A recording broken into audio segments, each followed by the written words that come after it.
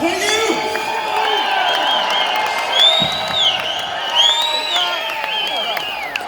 Thank you. We have one last song to play.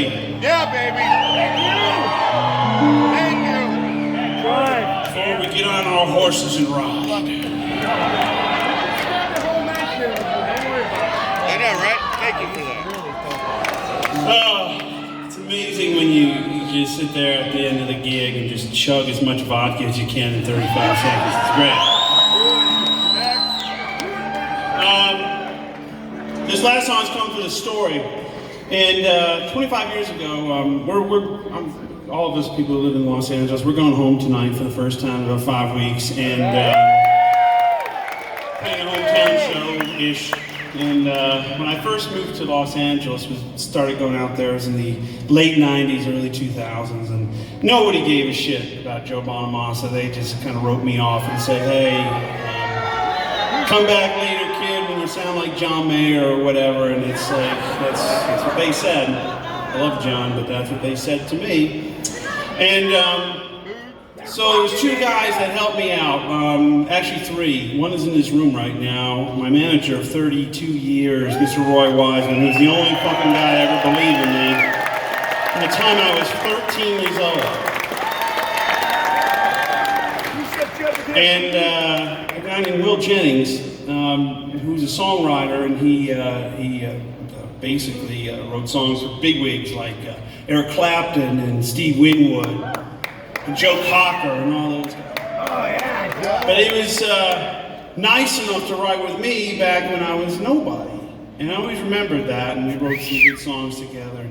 I remember one day in Agoura Hills, I went up to his house, and he goes, hey, Joe, just want to let you know, today will be our last writing session. I was like, why, Will? He goes, well, I'm retiring now. Metaphorically, my ship kind of came in this year. I was like, well, what happened? He goes, well, about 6 months ago, a guy named James Horner asked me to write some lyrics for a big old ballad about, it was a song that was going into a movie about a boat that sailed from England in 1912 and never made it to America. And the movie started Kate Winslet and Leonardo DiCaprio, and the movie was called Titanic.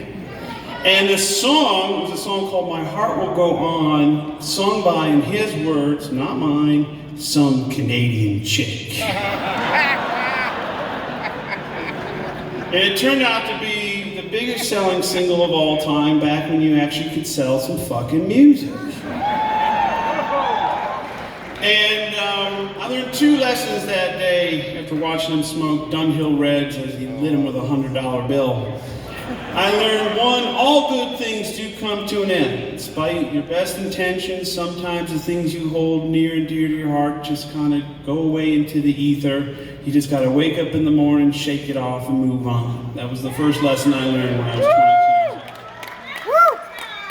Second, and most importantly to a budding blues rock star, I learned what the sight of a man looked like when he had just become what you could best describe as fuck you rich.